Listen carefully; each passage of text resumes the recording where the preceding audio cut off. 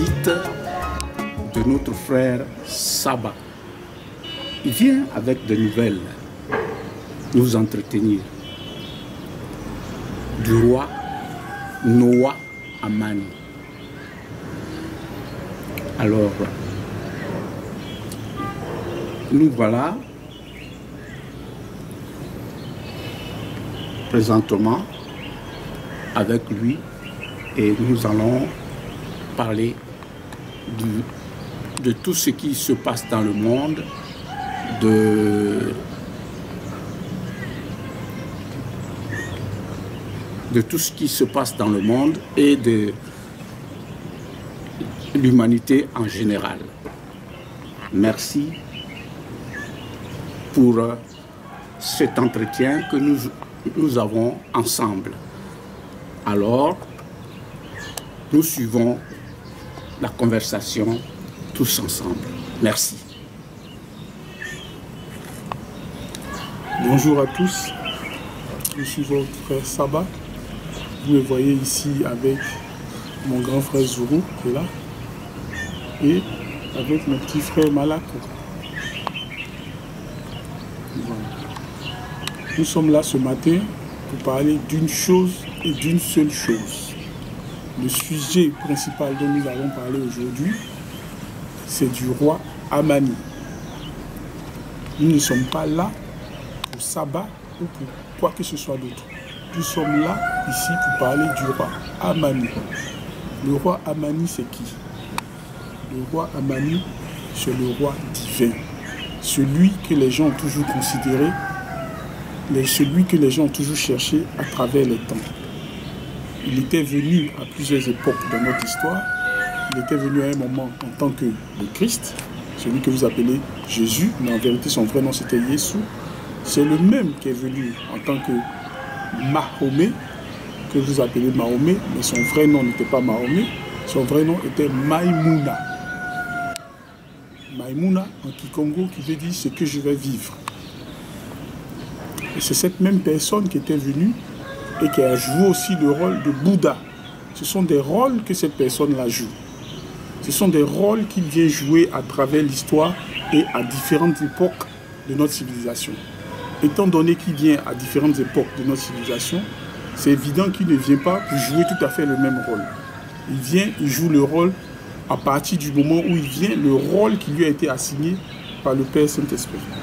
Voilà. Nous sommes un groupe spirituel, nous ne sommes pas une religion, parce qu'il ne faut pas confondre. Nous ne sommes pas une religion, nous sommes un groupe spirituel.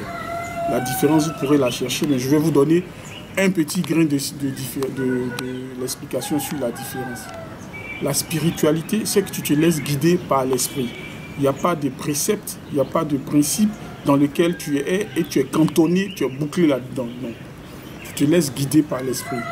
Et l'esprit étant tellement vaste et étant tellement immaîtrisable, on ne peut pas quantifier ou on ne peut pas écrire tout ce qui est l'esprit. C'est pourquoi nous ne sommes pas un groupe religieux. Parce qu'on ne se base pas sur des livres. Nous ne sommes pas livresques. Nous sommes des gens qui vivons avec l'esprit. Or, comme savent certaines personnes, l'esprit parle tantôt d'une façon, tantôt d'une autre. N'est-ce pas, mes frères? Oui. Voilà. Et donc, étant donné cela, c'est vraiment impossible qu'on prenne un livre et qu'on puisse dire, voilà, ça c'est leur Bible, ou bien ça c'est ce qu'eux ils sont. Parce que l'esprit n'a pas une façon de s'exprimer, et puis il est le tout. Comment on peut mettre le tout dans un seul livre? Cela est impossible. C'est pourquoi nous ne sommes pas des gens livresques. C'est pourquoi, comme le roi Amani, qui est notre guide, qui est notre leader, il n'a pas besoin de livres. Et c'est comme ça aussi, moi, Saba, qui suis votre frère, je n'ai pas besoin de livres. Je marche selon l'esprit, et je marche selon l'esprit que le roi Amani m'a aussi donné.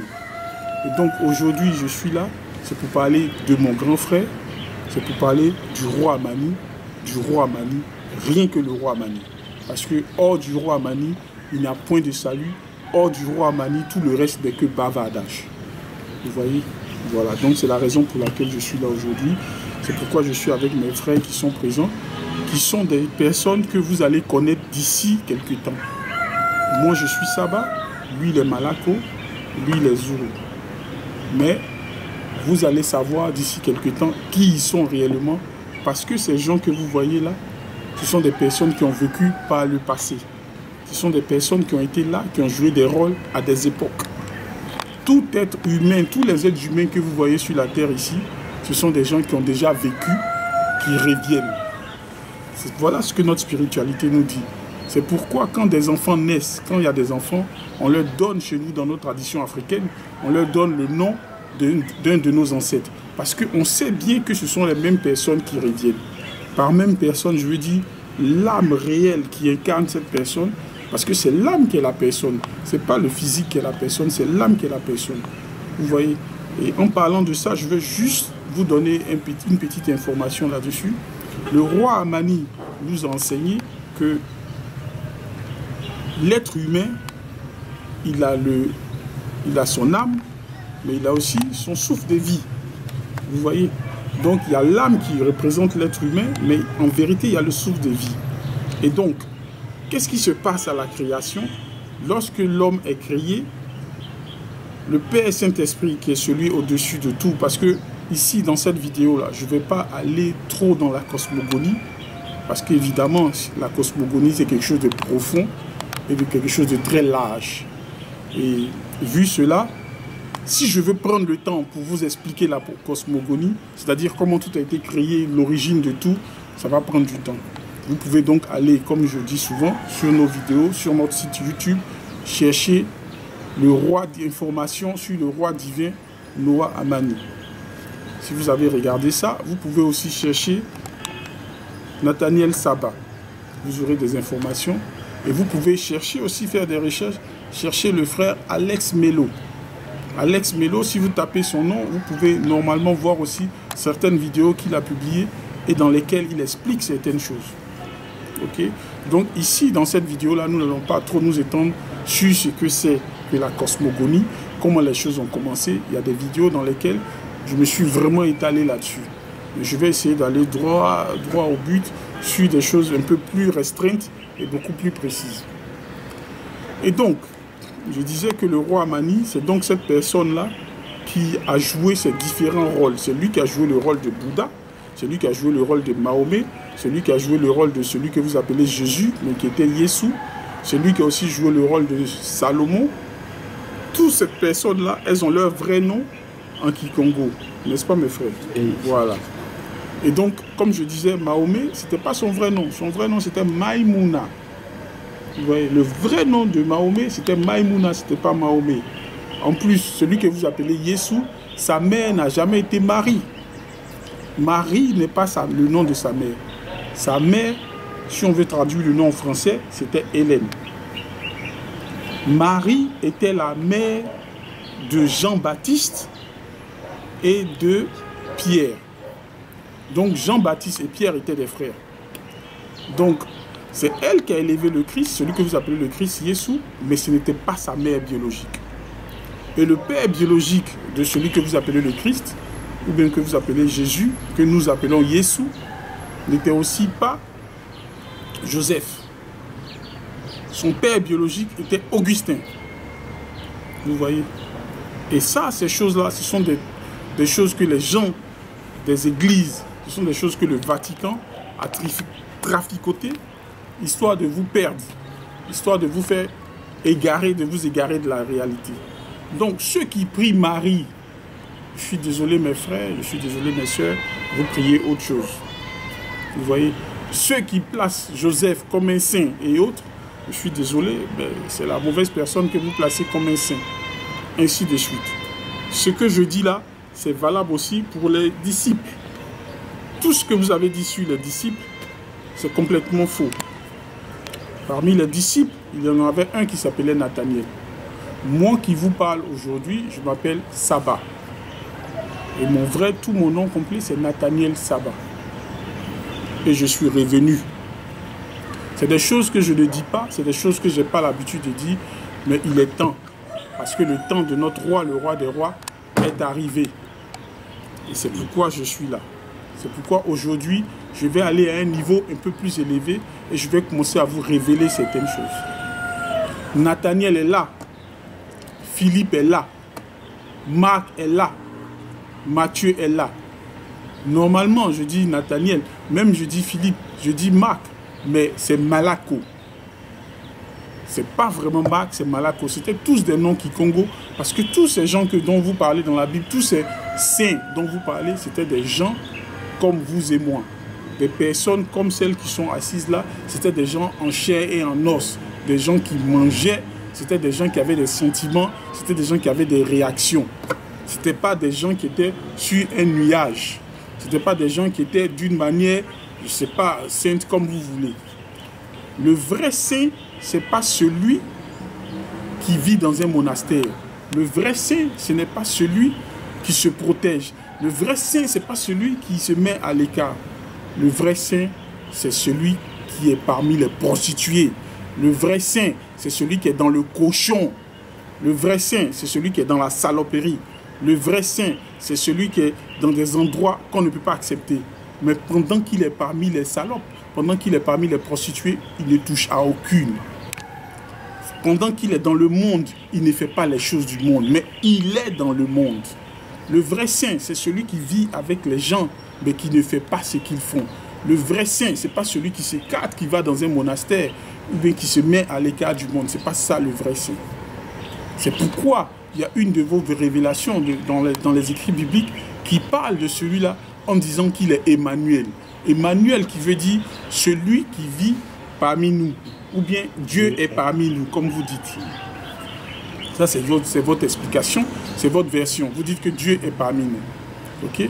Mais le vrai saint, c'est celui justement qui est parmi les hommes. Il vit avec eux, il vit ce qu'ils vivent, mais il ne fera pas les mêmes choses, il ne péchera pas. Parce que être saint, c'est être juste. Être saint, c'est avoir la mesure. C'est ça la vraie sainteté.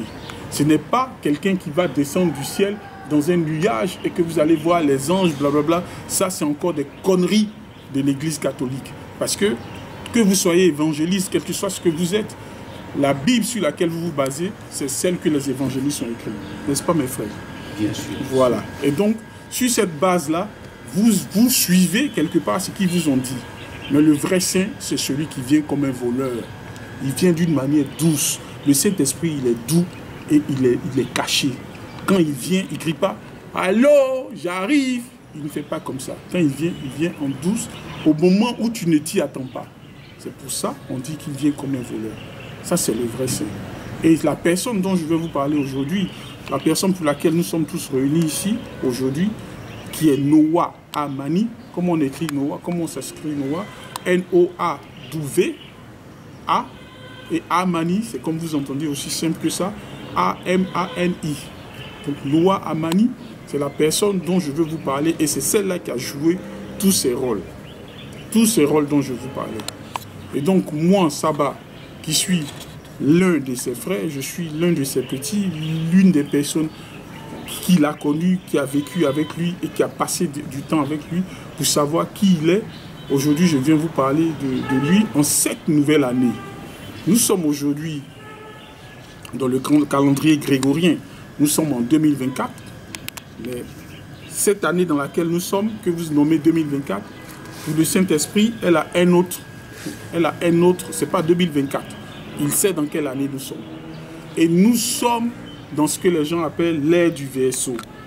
Le Verseau, l'ère du Verseau, c'est l'ère à partir de laquelle l'eau, qui est la vérité, l'eau de la vérité, va couler dans le monde. Elle va couler dans le monde de sorte à ce que tout ce qui était caché se révèle. N'est-ce pas, mes frères? Exactement. Et c'est ce que le roi Amani a commencé. Et donc, nous sommes dans l'ère du Verseau. Et cette ère du Verseau, elle est en train de révéler tout ce qui était caché avec l'eau qui souffle. Parce que l'eau contient les vagues. Et les vagues, c'est Papa des maillots. Les vagues, c'est Papa des maillots. Et donc, étant donné que nous sommes dans l'ère du Verseau, toutes les forces qui sont cachées, tous les gouvernants qui sont dans ce monde, ils vont avouer ce qu'ils avaient caché. Tout ce qui avait été planté dans des endroits où on ne pouvait pas s'imaginer, le Père va aller les chercher et pour les faire ressortir. Aujourd'hui, le monde a été mélangé comme on peut faire du foufou, ou bien comme on peut faire toutes les nourritures africaines, ils ont tout mélangé. La confusion totale, comme dit mon frère. Mais dans cette confusion, dans ce chaos, papa reconnaît les siens, il reconnaît ses enfants. Le vrai Père Saint-Esprit, parce qu'il faut que vous compreniez ça, le Saint-Esprit n'est pas juste du vent. Le Saint-Esprit, il est tout. Mais en étant tout, ça veut dire qu'il est chair comme mon frère que je touche là. Ça veut dire que le Saint-Esprit, il vient aussi comme un homme. Quand il vient comme un homme, il vient comme un homme en chair.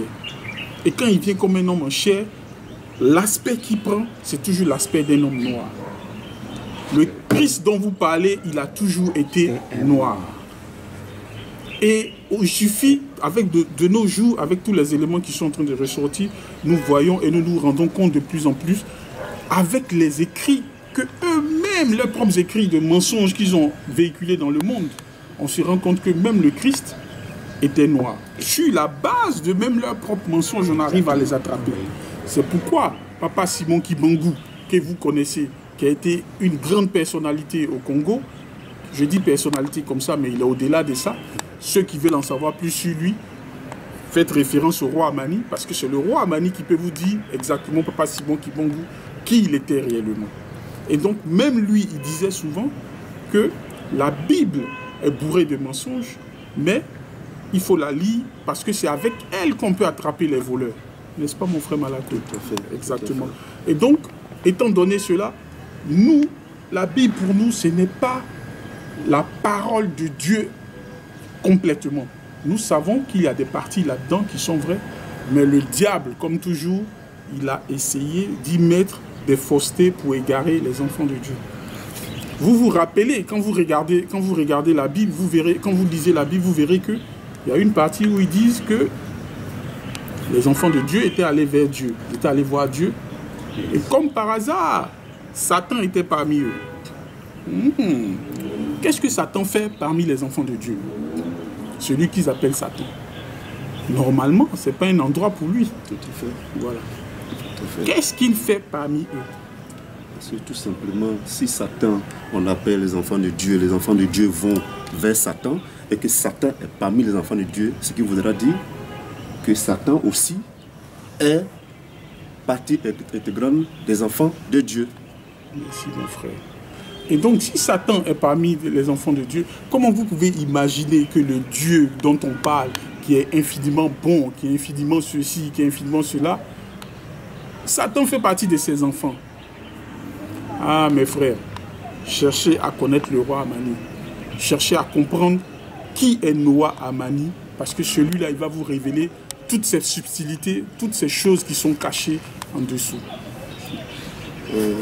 Merci le frère Saba. En vous entendre, vous parlez de tout ce qui est calamité dans ce monde, tout ce qui est négatif, tout ce qui est mélangé. Bon, on a l'impression que ce monde-là, vraiment, il est chaotique, il ne va pas du tout. Et vous parlez d'un monsieur que vous appelez le roi divin qui est Tata Noah Amani. J'ai envie de vous demander comme ça, c'est vrai que vous avez fait une introduction, vous avez essayé un tant soit peu de pouvoir bien expliquer qui il est, mais j'aimerais que vous dites à tout le monde, aux frères aujourd'hui qui nous regardent aujourd'hui, en fait qui il est et quel est le rôle pour lequel il est venu en ce moment, dans cette année dans laquelle nous nous trouvons, dans l'ère dans laquelle nous nous trouvons. Parce que effectivement, vous ne dites pas, mais c'est vrai, nous tous, nous vivons aujourd'hui tout ce qui se passe aujourd'hui de négatif, les forces du mal. Et surtout, quand on parle de la politique aujourd'hui, parce qu'effectivement, le frère Saba, il faut que vous nous parlez aujourd'hui de la politique. Parce qu'aujourd'hui, depuis des millénaires, depuis des années, ce monde est dirigé par ce qu'on appelle les leaders politiques, par ce qu'on appelle la démocratie. Mais la démocratie, qu'est-ce que c'est aujourd'hui? Parce qu'aujourd'hui, nous remarquons qu'avec la démocratie, avec la politique, rien ne va du tout dans ce monde. Aujourd'hui, nous constatons, aujourd'hui, ce que nous voyons aujourd'hui, rien ne va. Il y a la famine, il y a l'homosexualité, il y a tout ce qui est négatif et calamité. Alors, mon frère Saba, je voulais que vous vous penchiez un peu et que vous éclairez un peu les gens, nos frères aujourd'hui qui nous regardent, qui nous observent, sur vraiment le bienfait de la présence du roi Amani. Je voulais aussi compléter la demande de mon frère Malako. Le roi Amani qui est venu pour nous enseigner et qui nous a donné tous ces enseignements. au niveau de la politique dans le monde, quel était au départ ce qui, au commencement, au tout début, ce qui prévalait? Ok. Merci à mes deux frères. Déjà, ce que je vais dire, je vais sauter rapidement sur ce que lui il a dit, parce qu'il a parlé des homosexuels et tout. Okay. Ce que de nos jours, les gens ont nommé de façon très belle, LGBTQ, bla bla bla bla bla. Maudits soient ceux qui, aujourd'hui, d'hier et demain, s'adonnent à ces pratiques. Parce que c'est inhumain pendant que notre Père a créé les femmes pour un homme, c'est inhumain. Pendant que notre Père a créé les hommes pour une femme, que vous vous adonnez à des pratiques qui sont complètement animalières. Et même les animaux qui font ça, il y a quelque chose qui les anime. Je sais que je vais en choquer plus d'un, mais comprenez bien ce que je vais vous dire. Comme par hasard, c'est à notre époque là, maintenant, que les LGBTQ, tout ça, ils ont pris un certain essor. Effectivement. C'est bizarre ça. C'est vrai qu'ils étaient là avant, mais comment c'est maintenant qu'ils ont pris cet essor? Moi, je vais vous dire, si on veut aller de façon plus claire et plus simple, plus terre à terre, je vais vous donner un mot, et ce mot c'est quoi? Statistique. Parce que ce qu'ils ont fait, ils savent le nombre de gens que nous avons sur la terre à peu près. Ils arrivent de façon très claire à calculer avec la statistique le nombre qu'on atteindra à partir d'une certaine année, un nombre d'années, vu le nombre, c'est-à-dire the rate, la façon... La ratio. Voilà, comment on dit rate en français? Le ratio, disons comme ça, voilà, le ratio avec lequel les enfants, les gens naissent. Okay? Et donc, ils savent à peu près les populations que nous avons. Et c'est facile pour eux de faire des statistiques pour savoir qu'à telle époque de l'année, étant donné le poison que nous infiltrons dans leur nourriture, étant donné le poison que nous infiltrons dans leur eau qu'ils boivent, dans tout ce qu'ils mangent avec les OGM et autres, nous savons bien qu'il y a une manipulation quasiment génétique que nous faisons vis-à-vis de ces gens-là.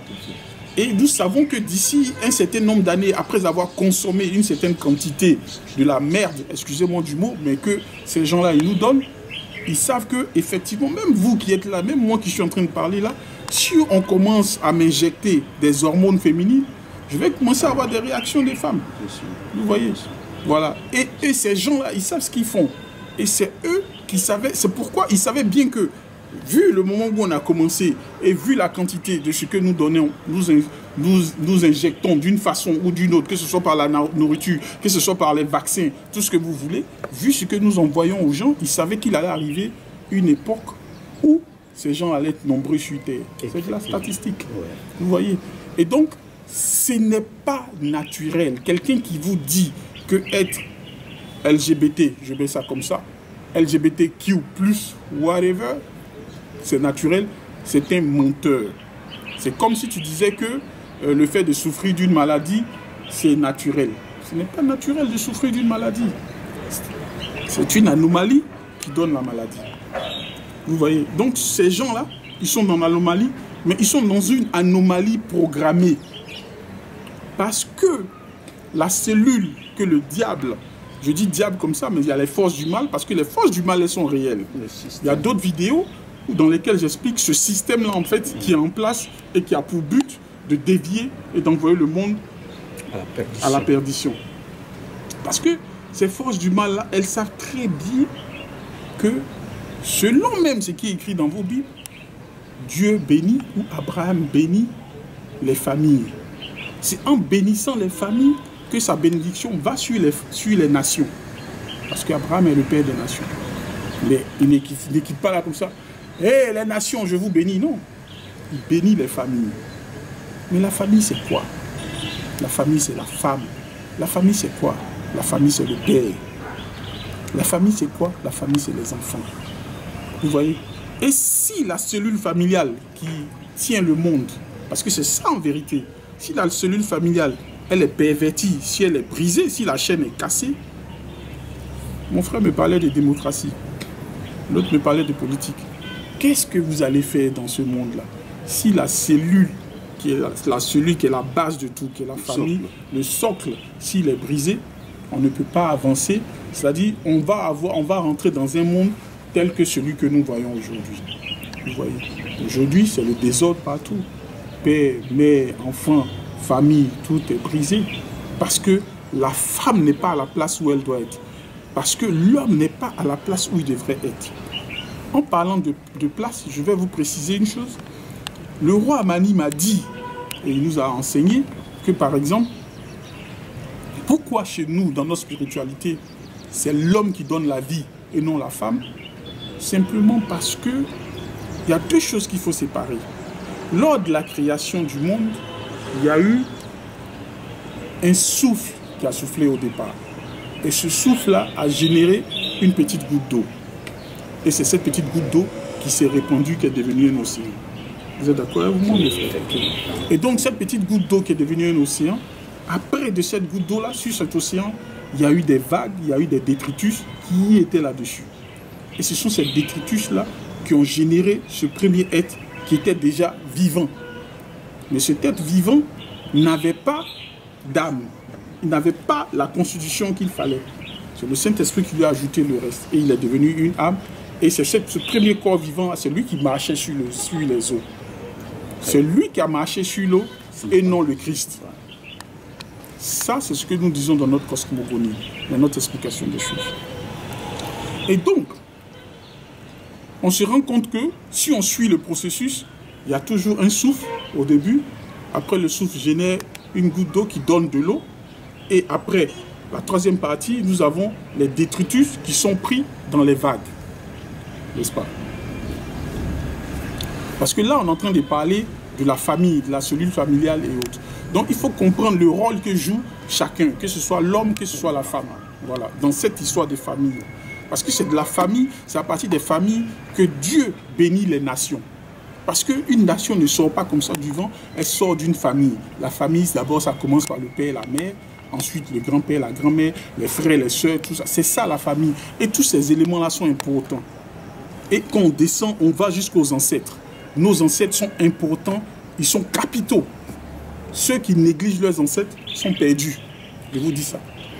Et donc, étant donné que nous sommes dans cette spiritualité, le roi Amani nous a expliqué justement que de la même façon qu'au début, il y a eu un souffle qui a soufflé et qui a généré une première goutte d'eau.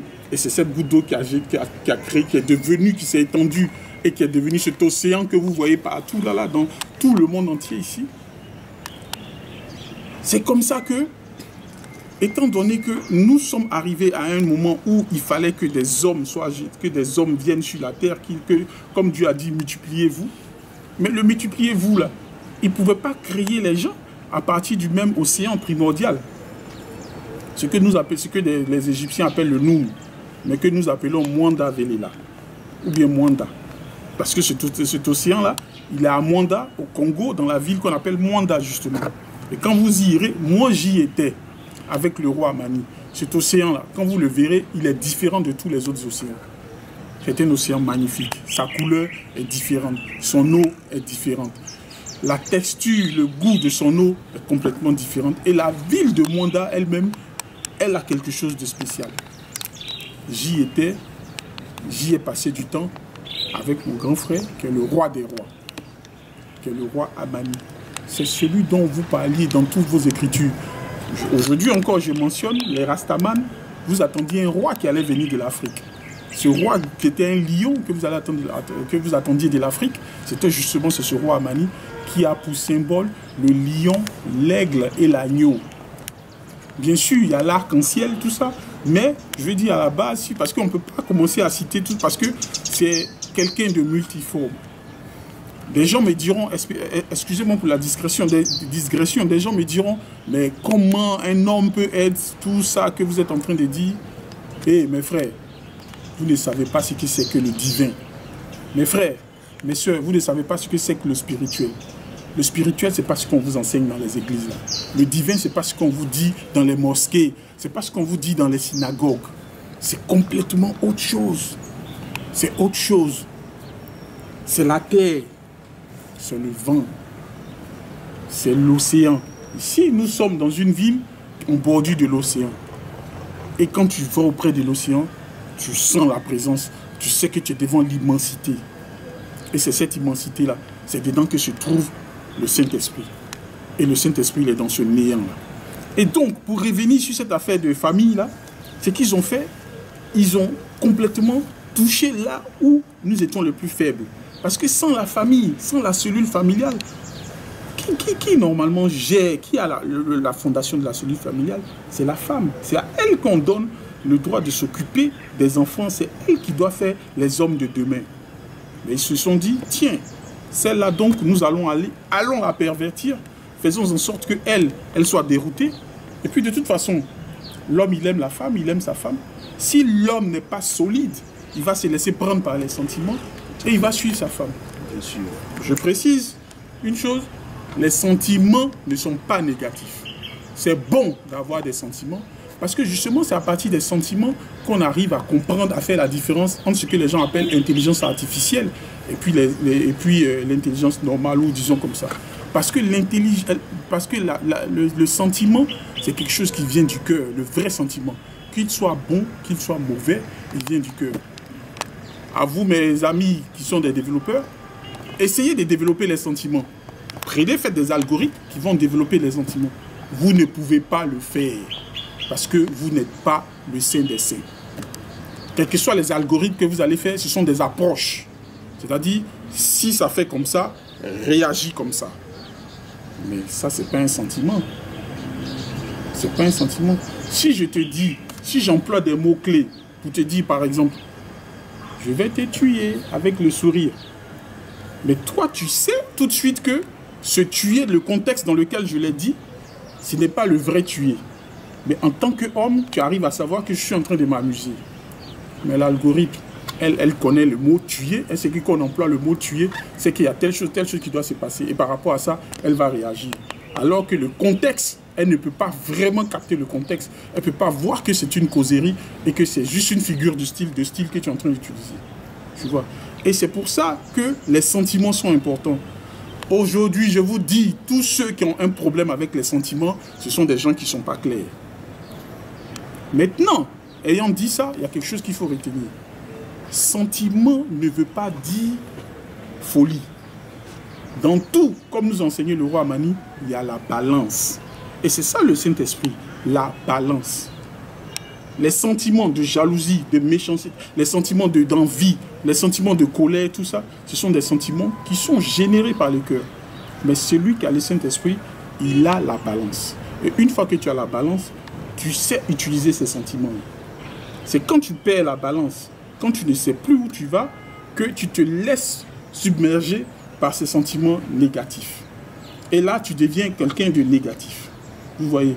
Et donc, eux, ce qu'ils ont fait, ils ont décidé de vraiment nous foutre en l'air en passant par la femme. Et c'est ça le problème que nous avons aujourd'hui. Et ils ont fait cela d'une façon très subtile. Et donc, je disais donc que Dieu, ce qu'il a fait, le Saint-Esprit, ce qu'il a fait, il a donné une partie, il a délégué une partie de lui, de son autorité, à l'homme. La femme ne donne pas la vie. C'est l'homme qui donne la vie. Parce que ce que l'homme donne à la femme, c'est quelque chose de déjà vivant.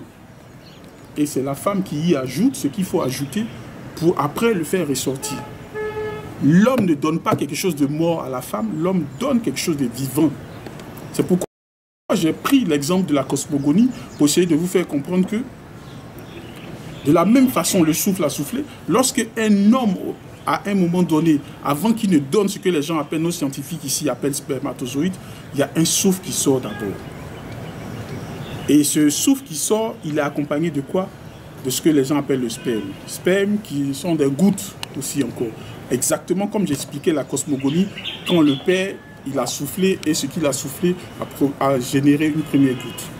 Maintenant, cet océan primordial dont nous avons parlé, c'est ce qui a été pris en analogie dans le ventre de la femme. Quand le bébé est dans le ventre de la femme, il est dans les eaux. Parce que c'est l'eau, c'est de l'eau qui vient tout. Vous voyez? Et cette eau-là, c'est elle qui nourrit le bébé. Mais elle nourrit le bébé que le papa a donné. Ce n'est pas la femme qui a créé le bébé. Elle nourrit le bébé que le papa a donné. C'est pour ça, quand le moment arrive, ces eaux-là, la femme perd les eaux et l'enfant sort.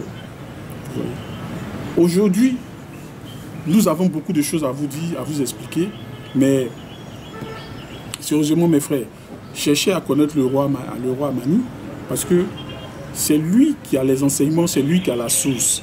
Moi, je suis juste un de ces véhicules, tout comme mes frères ici, par qui nous pouvons faire passer la vérité. Mais le monde que vous voyez là, il n'est pas ce que vous voyez. Et donc, ces gens-là, ils savaient déjà certaines de ces choses, et ils sont venus, ils se sont dit, bon, détruisons la femme. Parce que si on détruit la femme, on détruira la famille. Et là, ce point-là nous fait remarquer, nous fait comprendre c'est quoi le rôle de l'homme.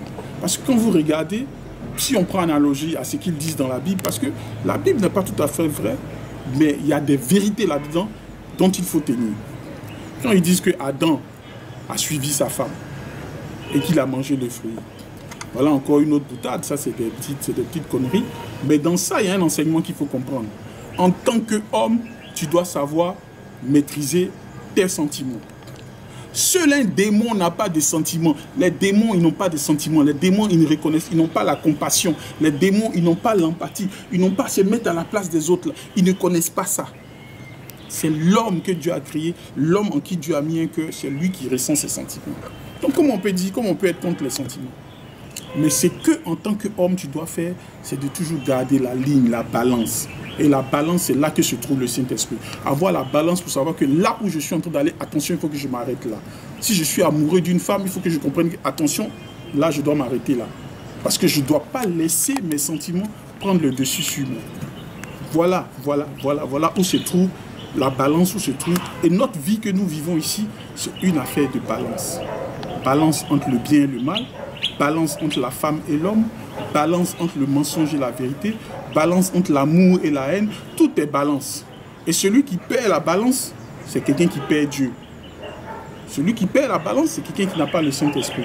C'est pourquoi il faut éviter les endroits, il faut éviter les choses, il faut éviter les nourritures qui te font justement t'éloigner de cette balance qu'est le Saint-Esprit.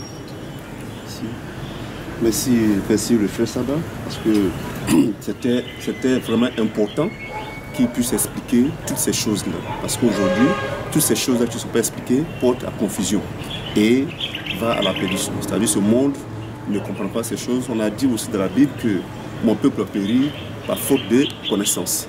Et on voulait remercier le frère Sabah. Mais le frère Sabah, je voulais un peu revenir un peu dans votre introduction, quand vous avez parlé de roi Manu qui a joué plusieurs rôles. Vous avez dit qu'il était Bouddha, il était Mahomet, qui est Maïmouna, il était Jésus, qui est Yeshua. Mais en même temps, j'ai l'impression, je vais vous poser la question à savoir, mais Bouddha, on sait de quelle couleur il était, Mahomet, on sait de quelle couleur il était, Mahomet, et ainsi de suite, puisque dans la Bible, dans le Coran, Mahomet, tout ce que nous savons aujourd'hui, selon les écrits, selon tout ce que nous voyons, ils étaient de couleur blanche. Mais à vous entendre, on a l'impression que Jésus, qui a noir à Manu, qui a joué tout ce rôle-là, il ne peut pas avoir plusieurs couleurs à la fois. D'où vient-il? De quelle couleur était? De quel pays? De quelle origine? Merci mon frère. Zourou,